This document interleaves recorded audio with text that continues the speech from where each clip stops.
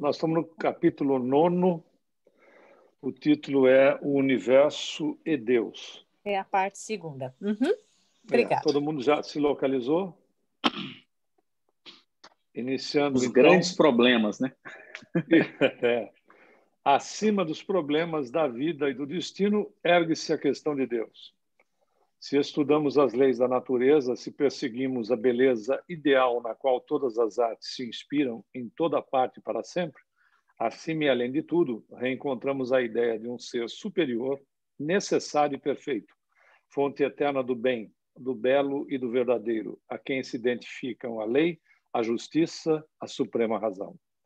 O mundo físico e moral é governado por leis, e essas leis denotam uma inteligência profunda das coisas que regem.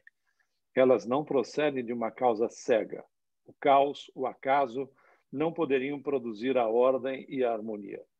Elas não emanam dos homens, seres passageiros, limitados no tempo e no espaço. Não poderiam criar leis permanentes e universais. Para explicá-las, logicamente, é preciso remontar até o ser gerador de todas as coisas.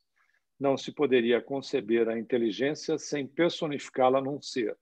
Mas esse ser não vem se juntar à cadeia dos seres. Ele é pai de todos, a própria fonte da vida. Acho que vale aqui, pessoal, nós já fazemos alguns comentários leves. Uma das colocações que eu particularmente gosto muito do escritor já desencarnado em 93, o Hermínio Miranda, que ele diz que acaso é o pseudônimo que Deus usa quando ele não quer se identificar. Mas, e também gosto da colocação da teoria de Kardec, quando ele fala a respeito das questões das leis universais, né? Ele ainda, lembremos que o conhecimento astronômico no período de Kardec ainda se tratava de universo, né? E não ainda multiverso, que é a condição já bastante avançada da época de Kardec para cá. É interessante porque a teoria é admitir que uma explosão, que era o Big Bang, que hoje é uma teoria também já não aceita por muitos astrônomos, alguns ainda sim, mas a grande maioria não, que uma explosão poderia ordenar o universo é a mesma coisa de você aceitar que o seu relógio é fruto de uma explosão de uma relojoaria. É interessante notar porque a máxima da ciência não é aplicada na condição das leis universais. Para todo efeito inteligente tem que haver uma causa inteligente. Não necessariamente, dependendo do ponto de vista, não é assim? Dependendo do ponto de vista, não necessariamente. Me lembra até um cidadão no Tribunal de Contas de São Paulo, quando o repórter perguntou, mas 1 e 1 não dá 2? Ele disse, depende da sua contabilidade. Então, depende dos interesses, não necessariamente uma manifestação inteligente provenha de uma causa inteligente, o que é um absurdo, né? Que é a base da ciência não necessariamente aplicada numa causa desta natureza, quando não interessa, evidentemente. Alguém quer fazer comentário?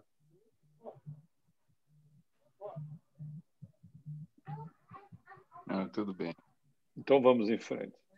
Não se deve entender a personalidade aqui no sentido de um ser que possui uma forma, mas muito mais como o conjunto das faculdades que constituem um todo consciente. A personalidade, na mais alta acepção dessa palavra, é a consciência, e é nesse sentido que Deus é uma pessoa, ou melhor, a personalidade absoluta, e não um ser que tem uma forma e limites. Deus é infinito e não pode ser individualizado, quer dizer, separado do mundo, nem subsistir à parte.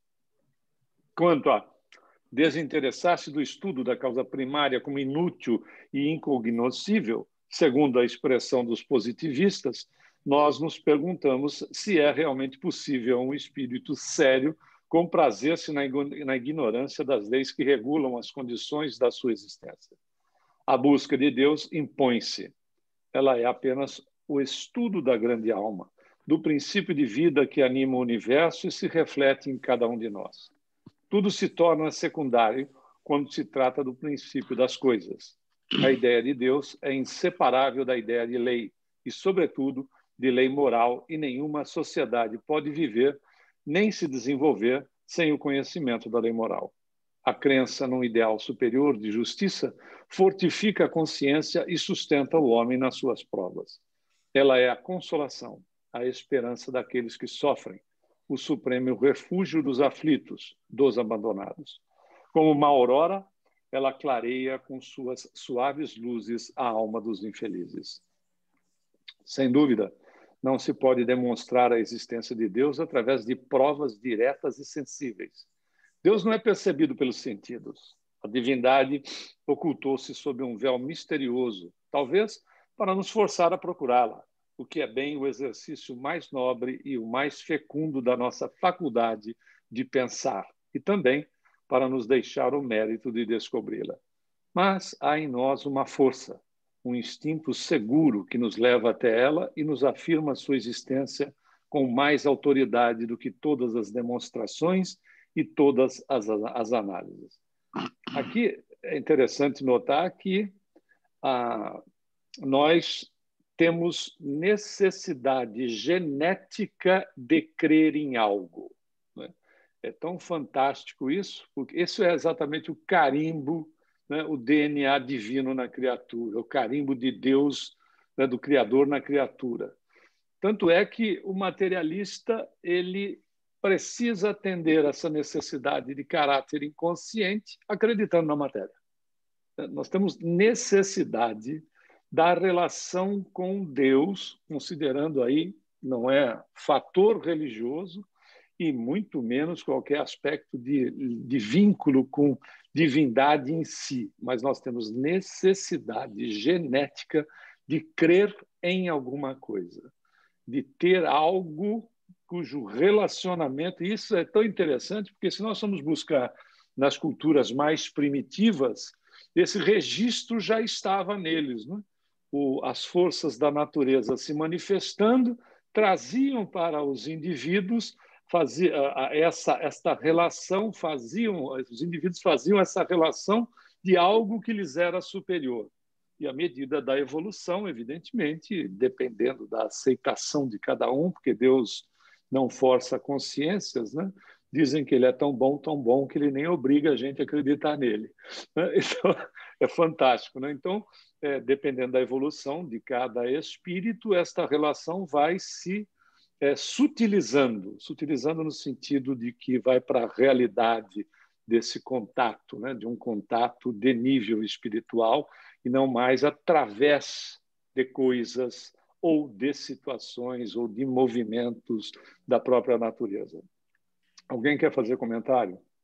Eu acho graça, né, Humberto? Ele deixa, é como se ele tivesse deixado a marca dele em nós, porque somos criaturas divinas, viemos dele.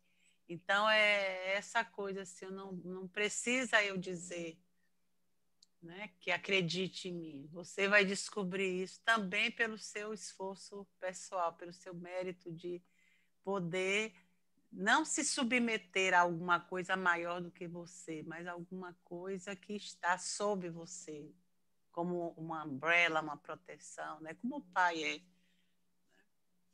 É interessante. Genial. Mais alguém? Então, vou em frente. Em todos os tempos... Eu queria perguntar o seguinte. Quando você pensa em Deus, o que que vê? Assim, o que acha que seja Deus? Assim, já que aí na leitura está falando que não é um ser, não é uma pessoa, né? Que a gente possa visualizar como Jesus, né? Então, tem hora que eu claro que eu acredito em Deus e é muito forte, mas eu queria saber se é o mesmo jeito que eu visualizo. Eu não visualizo nada, às vezes não, é um nada, né? É um nada. É uma coisa que, né, não tem cheiro, não tem, a gente não pode tocar, mas que, como a Marisa falou, que parece que está assim sobre a gente. Então, quando pensa em Deus, o que vocês... como vocês veem isso?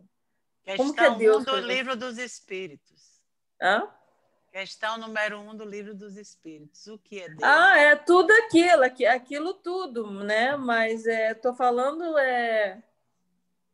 Na Estou falando de verdade, vocês, de vocês. O que vocês... A de vocês é de A cada experiência de um, ela quer vocês. saber, né? Ô, Tânia, Como é que A Deus experiência sente de de cada um cada que eu um estou sente perguntando. Deus. Hã? aquela pergunta número 1 do Livro dos Espíritos, ela responde essa questão, essa é a pergunta que todos nós temos de imediato.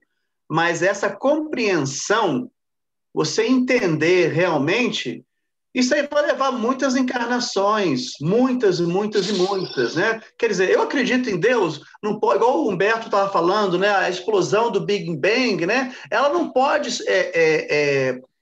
nos dar a resposta do começo de tudo. Não faz sentido, não é? Então, assim, eu acho que para nós, como seres ainda muito aquém de uma evolução maior, essa resposta do Livro dos Espíritos, a questão número 1, ela nos responde de imediato. Agora, o conhecimento e nós realmente entendermos, isso aí é muito mais lá para frente. Não, Marisa? A Marisa... Não, Ronaldo, Ronaldo, a pergunta dela é como você sente. Mas eu acho que eu posso dizer sente. a ela como é que a gente sente. Como é que sente? A gente já como sentia, sente. sabe? Antes, quando éramos bem mais atrasados, a gente achava que Deus era tudo que a gente não entendia. Então, era o trovão, era o fogo, era o sol, era tudo que a gente não sabia dar uma explicação para, a gente dizia que era Deus. E se nos amedrontasse, não, então era mais ainda. O furacão, vixe, o furacão Deus. Não era Daniela Mercury, era Deus. Mas depois que fomos melhorando, fomos nos ficando mais um pouquinho entendidos, a gente começou a compreender por que André definiu Deus como Deus sendo amor. Deus é amor. Foi João Evangelista ou André? Foi André, não foi? Não, foi André. Foi André. Ele definia Deus como Deus é amor. Essa definição para a gente foi a que lá no Boa Nova. Essa caiu para nós assim, tirou todo o terror que a gente carregou durante tanto tempo, né? Como espíritos bem atrasados que éramos, e passamos a viver esse entendimento de Deus é amor. Cada um na sua condição. Um era aquele amor que eu dependo daquilo, senão eu morro. O outro é um amor que eu tenho que guardar só para mim, não pode dividir com ninguém. Então, cada um foi construindo o seu Deus à medida que vai entendendo melhor o mandamento maior de Jesus, amar ao próximo como a si mesmo. A Deus sobre todas as coisas e ao próximo como a si mesmo. Então, esse amor pelo outro é que nos faz cada vez chegar mais próximo do amor de Deus. Eu entendo assim. Tânia. Mais eu tenho compaixão, mais eu sinto Deus, né? Porque eu não tenho capacidade de ter um sentimento nobre já possuído por mim. Então, eu digo, não, isso aqui é parte de Deus e uma partezinha mínima minha. Aí eu vou com ele crescendo. Mas tem que ser com ele, sozinho eu não consigo. Diana, você quer falar, Diana?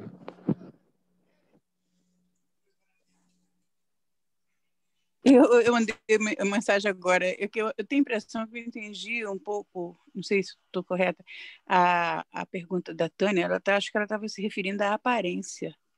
Não. Não, ela estava não estava se perguntando sobre o que cada um, o que é Deus para cada um. Como cada pessoa vê Deus. Assim, é como se a gente fosse uma foto, né? Veja, ela é uma questão individualizada, né? Deus é um sentimento individualizado. Sim. A Marisa não definiu. Tem como você Deus é amor, Deus é um sentimento. Tá certo. É o máximo que nós conseguimos alcançar. Né? Ayrton. Tânia, eu estou aqui. Essa é uma das grandes questões da humanidade e acho que ninguém vai conseguir responder de maneira talvez condizente, né? Porque a gente, a não ser aquilo que está escrito no Livro dos Espíritos, que eu acho que é a melhor resposta até hoje que eu já vi, porque a gente está tentando, enquanto relativo, definir o absoluto. É como perguntar para uma criança de 3 anos, defina a profissão do seu pai, que é um físico nuclear. E aí ele vai falar assim, a gente não vai conseguir, a criança de 3 anos não vai conseguir ter essa definição, né? Como a Marisa coloca, durante muito tempo a gente tentou personificar Deus dentro da nossa limitação. Se a gente pegar os gregos, os deuses, eles estavam no Monte Olimpo, que é o que eles conheciam, né? Os egípcios falavam dos deuses no Nilo, que era o que eles conheciam, né? Durante muito tempo, pelo menos até 1500, a gente definia Deus como um rei da Idade Média, né? Até porque só se conhecia a Europa e parte da Ásia, um pedacinho da África, né? Então, daí começa a expansão do globo e a gente começa a definir Deus como esse ser desse planeta, que era o máximo que a gente conhecia, né? E aí a gente começa a visualizar, e o Espiritismo vem nos apresentar um Deus do universo, ou do multiverso, como coloca Humberto. E aí a gente começa a visualizar que quanto mais a gente conhece, a gente volta na questão socrática, e quanto mais a gente conhece, menos a gente conhece. Porque a gente toma contato com coisas que a gente não tem nem noção. Se a gente for pegar, por exemplo, o universo conhecido, há uma probabilidade de inúmeros planetas ter vida igual à Terra. Só não está perto, né? Então, e aí a gente vai tentar definir Deus quando a gente não consegue definir nem próximo da vida. Agora, ponto. Eu acho que a grande questão para nós, no nosso estágio evolutivo, é termos a consciência da existência de Deus. Eu acho que esse é o grande ponto. Porque os espíritos falam assim, vocês não têm vocabulário para definir. Vocês são a criança de 3 anos tentando definir o pai que é um físico nuclear. Mas entenda uma coisa. Ele existe como causa primária de todas as coisas e é a inteligência suprema do universo. Então, eu acho que dentro da nossa pequenez, a gente só tem que entender o universo, ele é formado por um ser inteligente. O próprio Leon Denis, na sequência aqui, ele vai colocar Deus está para o universo como o espírito está para o corpo. Como se ele fosse fazendo um resumo assim, extremamente grosseiro do pensamento de Leon Denis, que é muito mais brilhante do que o meu. Mas ele faz um paralelo que eu acho muito interessante, que por isso que ele é muito mais brilhante do que eu, embora o Tom e eu somos as mentes mais brilhantes aqui do centro, mas não porque a gente brilha muito, é porque a nossa careca brilha mais na luz. Então, o fato é que Leon Denis, dentro da sua sabedoria, ele faz um paralelo que eu acho que é coerente, né? A gente pode interpretar dentro da nossa pequenez, e talvez estejamos errados, mas é uma interpretação interessante, que Deus, entre aspas, é o espírito desse universo materializado, né?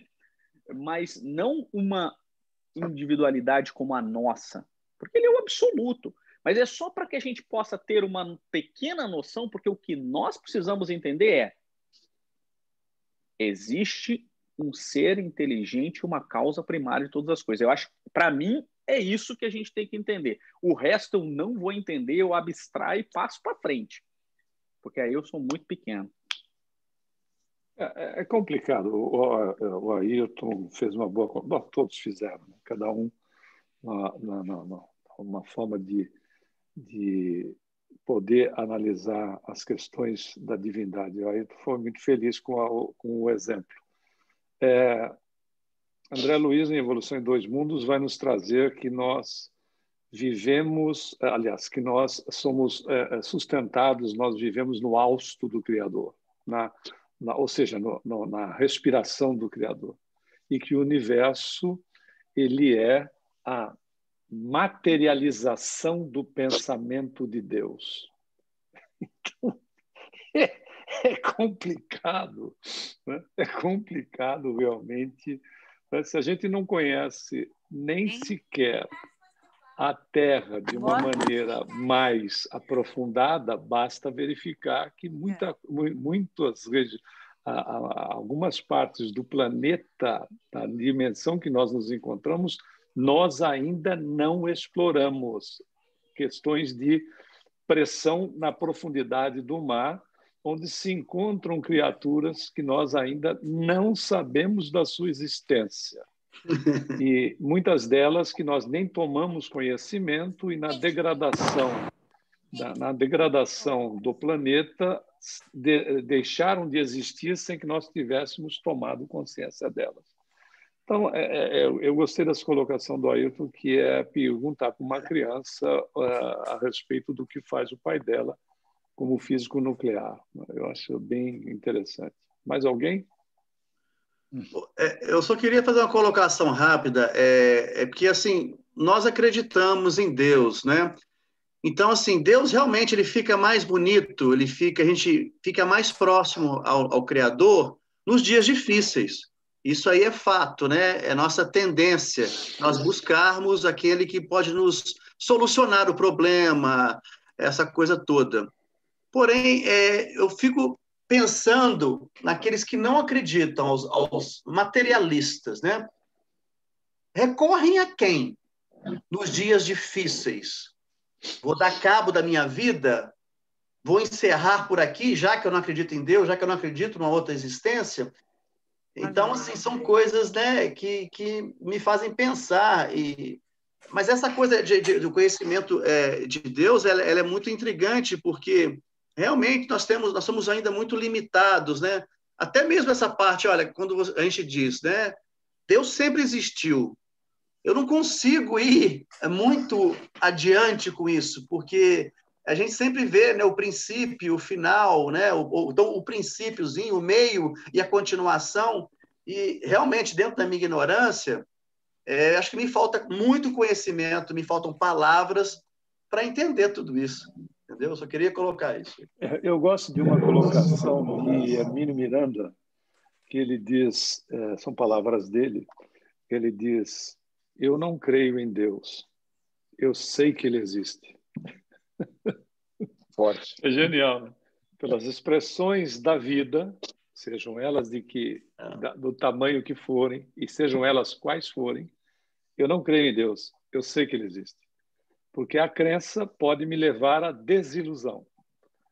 Eu creio em certas coisas, em certa situação, e que não necessariamente possa ocorrer do jeito que eu acredito, pela colocação do próprio Ayrton, pela limitação momentânea do ser. Momentânea porque nós sabemos do nível de crescimento que nos aguarda aí para frente.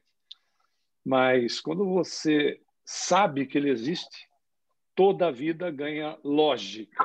Todas as ocorrências passam a fazer sentido. Não que a gente aceite todas, mas Humberto, elas passam a fazer sentido. Quando a gente diz que sabe uma coisa, eu sei porque é assim, como, né, sobre Deus, o Hermínio traz isso, né? Crer é muito pouco, né? Eu sei que é assim. É isso que a gente precisa também saber com a nossa imortalidade, né? Se soubéssemos que éramos imortais, não sofreríamos tanto as perdas de alguém, como se a gente perdesse alguma coisa para Deus, e nem a nosso próprio retorno ao mundo espiritual. Mas o fato de não saber, só apenas crer no que está lendo, né? Aí dá a gente essa dificuldade de entrar e sair do planeta, né? Entra chorando, sai chorando. Chorando não, sai gritando, esperneando. Não quer vir, mas também na hora de voltar não quer mais voltar. Eu acredito em Deus, mas na hora H, Deus me abandonou, né? Não mereço. É um negócio sério.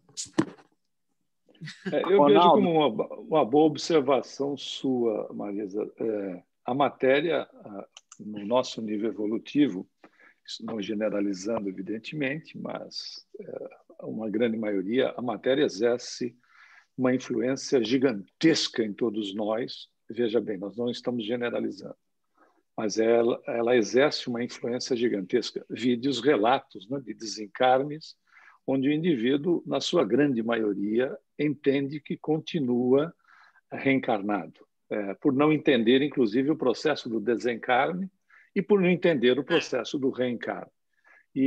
Então, há uma influência tão gigantesca na criatura, basta nós verificarmos que a situação, né, do indivíduo que está com fome e a relação do corpo dele influenciando na condição dele como espírito, que ele fica mal-humorado, né? Temos um resfriado e essa situação, por vezes, nos tira do prumo. Não é genérico, estamos dando um exemplo simples, né? A moça que, de repente, é aquela princesa no centro de bondade, de repente ela incorpora um obsessor chamado TPM que saia da frente, né? Porque é uma situação delicadíssima. Mensalmente, e é uma realidade, né? Em todos nós, né? Em todos nós, né? O homem fica resfriado, acho que vai morrer, né? Não é só para as moças. Veja, a influência é tão poderosa ainda que ela traz o que a Marisa acabou de falar, né? Eu vou perder, né? A gente perde coisa, não perde pessoas, né? Mas é uma realidade pela influência exercida, que, para ser quebrada, a beleza da vida é exatamente essa. A beleza de Deus em nós é que não há imposição para essa superação em relação a essa matéria que possui tamanha influência. É um processo gradativo. A natureza não dá saltos, a evolução não dá saltos. Pobre daqueles que acham que o terceiro milênio começa com Deus matando as suas criaturas, né? Não acordou ainda para a realidade da própria divindade em si, lembrando a Marisa a respeito do amor, né? Se uma mãe não faz isso com um filho, e olha a relação de evolução de uma mãe com algo que nós sequer temos capacidade, nós definimos e não sabemos o que é. A gente faz uma definição de Deus e não sabe o que é. A gente faz definição de vida e não sabe o que é. Nós sabemos que a vida é o espírito, mas a ciência faz uma definição de vida e não sabe o que é. É tão interessante isso, né? Nós definimos Deus na resposta da pergunta número 1, mas não sabemos o que é. Por isso que Jesus simplificou.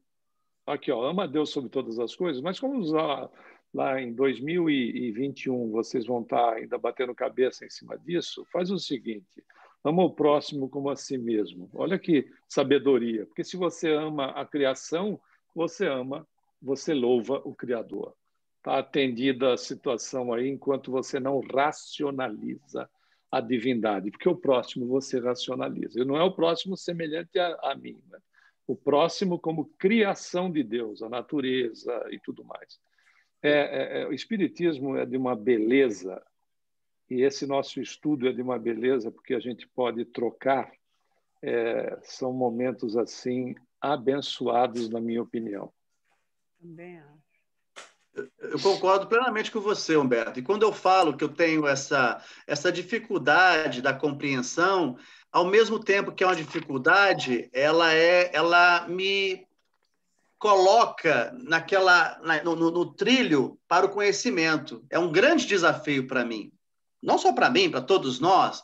Eu quero conhecer, né? Se Deus criou o homem à sua imagem e semelhança, e eu sei que eu não sou isso, eu sou muito mais do que isso, aqui é apenas uma situação, um corpo transitório, eu quero conhecer, entendeu? Então, eu acho o grande desafio para todos nós, e eu topo isso.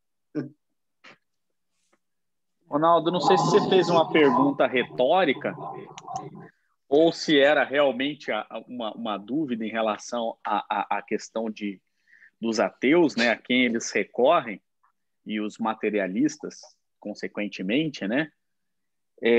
Embora eu acho que eu tenha conhecido vários materialistas da minha vida, porque existem pessoas que podem até ser religiosas, mas elas são materialistas, no sentido de que elas cultuam mais agarrados a Mamon do que do que a Deus, né? Mas talvez tentando clarificar alguma coisa na minha mente sobre isso, né? Eu acho que o Kardec foi muito feliz quando ele escreveu sobre isso lá no livro dos Médiuns, quando ele fala a respeito dos materialistas em geral, né? E das pessoas que são dos ateus em geral, né? Que ele começa a destrinchar dos que são por preguiça, dos que são porque não tiveram acesso, dos que são porque não tiveram conhecimentos, enfim. E aí ele vai detalhando até vamos chegar eventualmente no materialista puro, que esse eu não tive a oportunidade de conhecer ainda, né? Eu conheci só ateus, graças a Deus, porque no primeiro desespero eles... Porque a gente pode até pensar assim, né? Se aconteceu ficar doente e tal, mas se um filho fica doente, eu acho que é um pouco mais... A gente acha que sofre mais do que quando é conosco, né? Esse é o ponto. Mas tirando esses casos aí, que até por inexperiência, como o Kardec coloca, ou por preguiça, ou por não ter tido oportunidade de estudar, como a gente tem essa oportunidade, enfim. Mas se chegarmos a ser aquele materialista de verdade, aquele ateu, eu acho que ele, de fato, recorre ao suicídio. Quando ele chega é porque realmente ele acredita que é só essa vida e tudo mais. E aí que Kardec é mais feliz ainda quando ele diz: o materialismo é o verdadeiro inimigo do espiritismo. Nós não somos inimigos de ninguém, mas nós somos inimigos enquanto ideia, não dos materialistas, mas do materialismo. E é isso que a gente tem que, se possível, levar um pouquinho de luz, né, para essas pessoas. Que eu acho que é essa aqui, que talvez seja a nossa missão enquanto espíritas, né? Vamos É lá, interessante, é interessante notar que Emmanuel vai dizer que o materialista vai deixar de ser materialista por ausência da matéria. E, cientificamente, o materialismo não é provado. Não existe uma prova efetiva. Até porque os caras estão desmembrando, né, aquilo que poderia ser matéria e vão acabar trombando no perispírito. E vão acabar trombando no Se o Emmanuel pudesse manifestar, talvez ele agora falasse que o materialista agora vai ser energista, né? Porque se nada é matéria, só existe energia, né? Tem que se arrumar alguma coisa. Bom, então vamos em frente. Em todos os tempos, sob todos os climas, e é a razão de ser de todas as religiões, o espírito humano sentiu a necessidade de se elevar acima de todas as coisas móveis, perecíveis, que constituem a vida material e que não pode lhe dar uma completa satisfação. Quis prender-se ao que é fixo, permanente, imutável no universo. Compreendeu a existência de um ser absoluto e perfeito, no qual identifica todas as potências intelectuais e morais.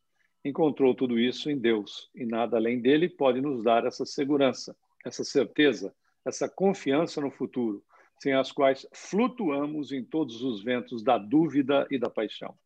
Opor-se-á, talvez, o funesto uso que as religiões fizeram da ideia de Deus. Mas que importam as formas variadas que os homens emprestaram à divindade? São para nós apenas deuses quiméricos, criados pela razão débil da infância das sociedades. Essas formas poéticas, graciosas ou terríveis, sendo apropriadas às inteligências que as conceberam. O pensamento humano, mais maduro, afastou-se dessas concepções envelhecidas, esqueceu-se desses fantasmas e os abusos cometidos em seu nome, para transportar-se com um impulso poderoso para a razão eterna, para Deus, alma do mundo, foco universal de vida e de amor, em que nos sentimos viver como o pássaro vive no ar, como o peixe vive no oceano, e por quem nós estamos ligados a tudo o que é, foi e será. A ideia que as religiões fizeram de Deus apoiava-se numa revelação pretensamente sobrenatural. Admitimos ainda hoje uma revelação das leis superiores, mas esta é racional e progressiva. Ela se faz ao nosso pensamento pela lógica das coisas e pelo espetáculo do mundo. Está escrita em 2 livros abertos permanentemente sob nossos olhos: o livro do universo onde as obras divinas aparecem em caracteres grandiosos, o livro da consciência, no qual estão gravados os preceitos da moral. As indicações dos espíritos recolhidas em todos os pontos do globo, através de processos simples e naturais, apenas a confirmaram. É por intermédio desse duplo ensinamento que a razão humana comunica-se com a razão divina no seio da natureza universal, que ela compreende, da qual aprecia as harmonias e as belezas. Algum comentário até aí, pessoal? Então, vou em frente. Acho que vale a pena só uma pequena observação sobre a questão do sobrenatural, né? Deus, não existe o sobrenatural. Né? Deus criou a natureza. Sobre natureza seria sobre Deus. Né? Então, veja, são expressões, às vezes, que não fazem o menor sentido. Sobrenatural seria sobre a natureza. Seria sobre Deus, já que Deus criou a natureza. É exatamente a condição da falta de entendimento, de conhecimento, né, a respeito da condição da existência nossa em si. Não estamos nem falando de Deus. Não, e ele não tinha nada de sobrenatural, né, Humberto? Porque Jesus, que é o nosso modelo, né? A gente via um espírito crístico que ele dizia, eu e o Pai somos um, ou seja, eu penso igual a ele, eu faço, eu estou assim, né? Quando você está realmente em pare com outra pessoa, você concorda plenamente com aquela pessoa. Então, Jesus era assim, e se prestou a vir ter uma missão dessa entre nós, de viver como a gente, quer dizer, as coisas divinas, elas são muito simples e estão muito ligadas uma pessoa com a outra. Não tem uma coisa que você vai se descobrir um ser imortal e divino e se enclausurar no mosteiro e ali você começar a contemplar a vida, a natureza e as coisas. Não existe esse tipo de coisa, né? As coisas do amor exigem contato, exigem atrito, exigem um compreender o outro. Então, um saber que somos iguais na nossa pequenez e seremos iguais na nossa grandeza também, né? E sermos iguais no sentir não quer dizer que não continuemos diferentes. É estranho, né, menino? Um negócio assim, muito estranho. Ok. Uma coisa que você vai falando, vai pirando, você não pode. Marisa, são essas coisas que me intrigam, entendeu? Eu começo a pensar muito nisso, a minha cabeça ela é muito limitada, então a gente pira. Não, quanto mais pensa, mais gostoso fica, eu acho. Assim. Não, é mais intrigante e instigante. Eu quero conhecer, eu quero saber disso. O que está escondido? Está escondido, está exposto para mim. É a minha ignorância que não me deixa ver. Porque está aí, está aqui dentro, né? Dentro de cada um aí está a resposta. Exatamente. Então, vamos lá. Na hora em que o silêncio e a noite se estendem sobre a terra, quando tudo repousa nas moradas humanas, se dirigimos nosso olhar para o infinito dos céus, nós o veremos entremeado de luzes inumeráveis. Astros radiosos, sóis resplandecentes, seguidos pelos seus cortejos de planetas, envolvem aos milhares nas profundezas. Até as regiões mais recuadas, grupos estelares se desdobram como lenços luminosos. Em vão, o telescópio sonda os céus. Em parte alguma, ele encontra limites para o universo. Em toda parte, os mundos se sucedem aos mundos, os sóis aos sóis. Em toda parte, legiões de astros se multiplicam a ponto de se confundir numa brilhante poeira nos abismos sem fim do espaço. Que palavra humana poderia descrever-lhes? Maravilhosos diamantes do escrínio celeste. Sírius, 20 vezes maior que o nosso Sol. Ele próprio igual a mais de 1 milhão de globos terrestres reunidos. Aldebaran, Vega, Procyon, sóis cor-de-rosa, azuis, escarlates, astros de opala e safira, que derramam na imensidão seus raios multicores. Raios que, apesar de uma velocidade de 600 mil léguas por segundo, só chegam até nós depois de centenas e de milhares de anos. E vós, nebulosas longínquas, gerais os sóis, universos em formação, trêmulas estrelas apenas perceptíveis que sois focos gigantescos de calor, de luz, de eletricidade e de vida, mundos cintilantes, esferas imensas. E vós, povos inumeráveis, raças, humanidades siderais que os habitais, nossa voz fraca tenta em vão proclamar vosso esplendor impotente. Ela se cala, enquanto que nosso olhar fascinado contempla o desfile dos astros. E o cara que escreveu isso tinha, acho que, mais ou menos o que seria o ensino fundamental, para se ter uma ideia. Que beleza, né? Que beleza. É uma descrição, né? Poética, né? É uma beleza, uma descrição poética. E quando esse olhar abandona os vertiginosos espaços para observar os mundos mais próximos, as esferas, filhas do Sol, que gravitam como nós em torno do foco comum, o que ele observa na sua superfície? Continentes e mares, montes e planícies, espessas nuvens empurradas pelos ventos, neves e bancos de gelo acumulados em volta dos polos. Aprendemos que esses mundos possuem ar, água, calor, luz, estações, climas, dias, noites, em uma palavra, todas as condições da vida terrestre, o que nos permite ver neles a morada de outras famílias humanas. Crer, com a ciência, que eles são habitados, já o foram ou serão um dia. Tudo isso, astros flamejantes, planetas secundários, satélites, cometas vagabundos, tudo isso suspenso no vazio, agita-se, afasta-se, aproxima-se, percorre órbitas determinadas, levado por velocidades assustadoras através das regiões sem fim da imensidade. Em toda a parte, o movimento, a atividade, a vida se manifesta no espetáculo do universo, povoado de mundos inumeráveis que rolam sem repouso na profundidade dos céus. Uma lei regula essa circulação formidável, a lei universal de gravidade. Apenas ela sustenta, faz mover os corpos celestes, dirige em torno dos sóis luminosos os planetas obedientes. Essa lei rege tudo na natureza, desde o átomo até o astro. A mesma força que, sob o nome de atração, retém os mundos nas suas órbitas, sob o de coesão, agrupa as moléculas e preside a formação dos corpos químicos. Se após esse olhar rápido lançado nos céus, comparássemos a Terra em que habitamos aos sóis poderosos que se balançam no éter, perto deles, ela nos pareceria apenas como um grão de areia, como um átomo que flutua no infinito. A Terra é um dos menores astros do céu. E, entretanto, que harmonia na sua forma, que variedade na sua joia. Vejam seus continentes destacados, suas penínsulas delgadas e as guirlandas de ilhas que os envolvem. Vejam seus mares impotentes, seus lagos, suas florestas, seus vegetais, desde o cedro que se eleva no flanco dos montes até a humilde flor semi-oculta na verdura. Enumerem os seres vivos que a povoam, pássaros, insetos, plantas, e reconhecerão que cada um é obra admirável, uma maravilha de arte e de precisão. E o corpo humano?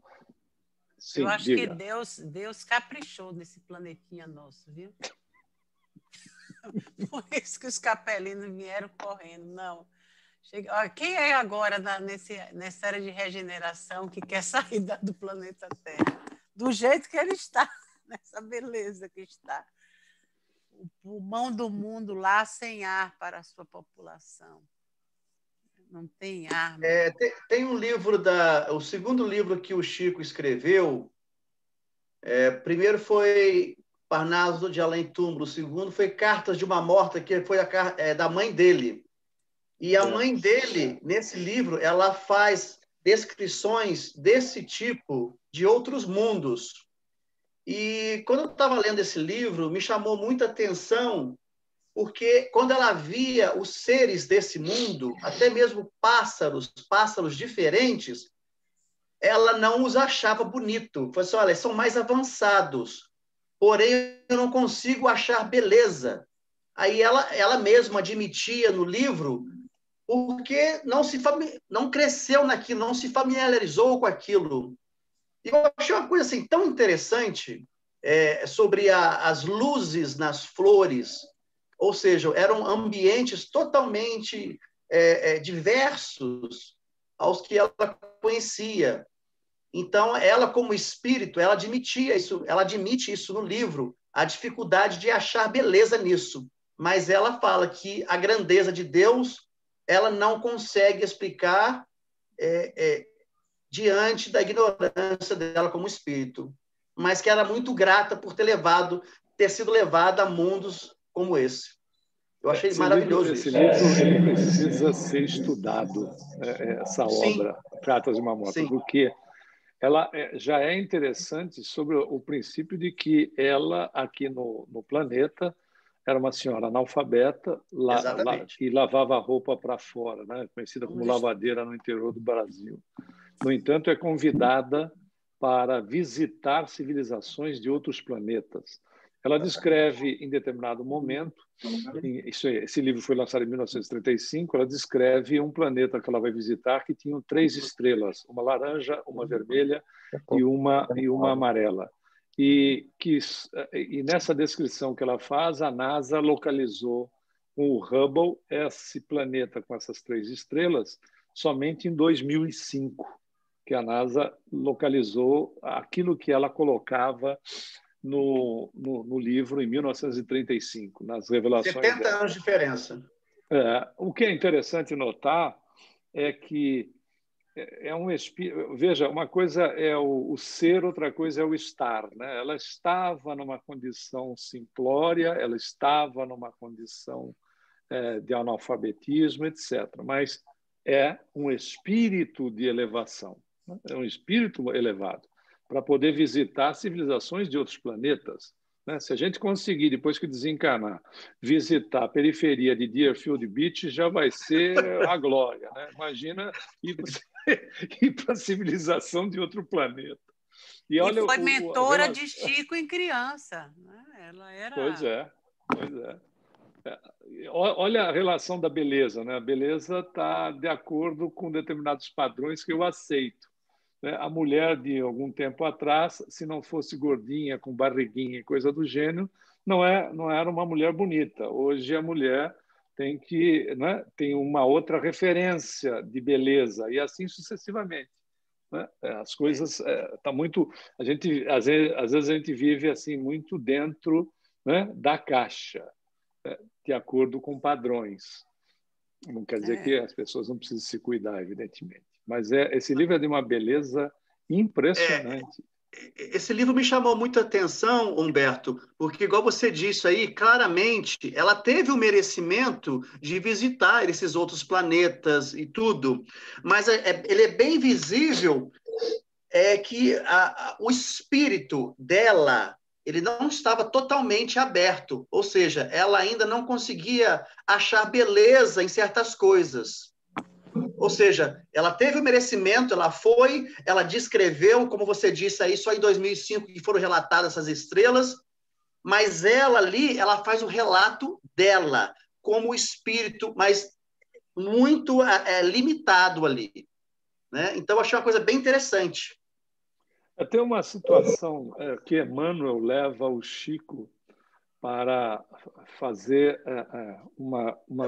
ampliar a condição da consciência no sentido de entender algumas coisas mais aprofundadas sobre o universo. Em determinado momento, ele pede para Emmanuel que Emmanuel pare, que ele quer voltar para o corpo, que é um processo no desdobramento, porque ele não suportava o volume de informação. Olha como as coisas são perfeitas, né?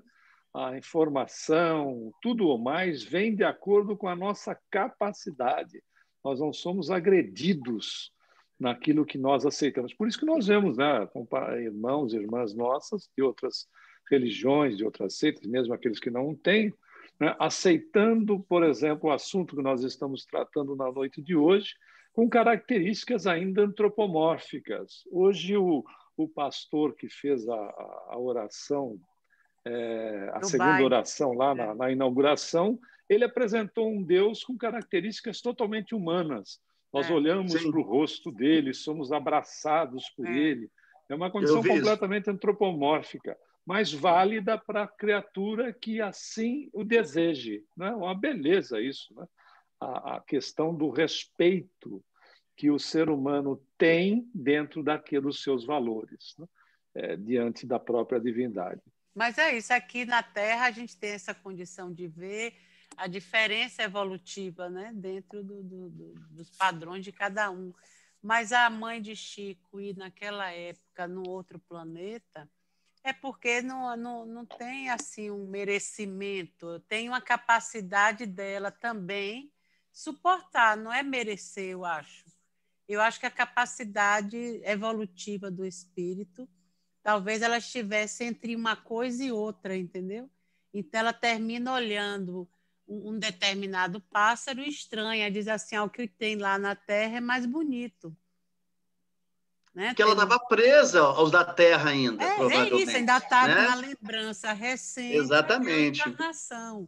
Mas se ela podia ir e vir para cuidar de Chico em diversos momentos da história dele em criança, é um espírito já, né, que já tem alguma evolução e que nem por isso a gente vê tanto, né, até lá com André Luiz, nos livros de André Luiz, tantas pessoas que têm uma condição parecendo de mais humilde, mais ignorante, mas a capacidade de compreender o outro e amar o outro e cuidar do outro é muito maior do que a do mentor que está entendido daquela parte maior, né? Ele controla uma O que é muito interessante também, Marisa, é porque o Chico, nesse caso que o Humberto citou aí, que eu já tinha ouvido também, ele foi em desdobramento.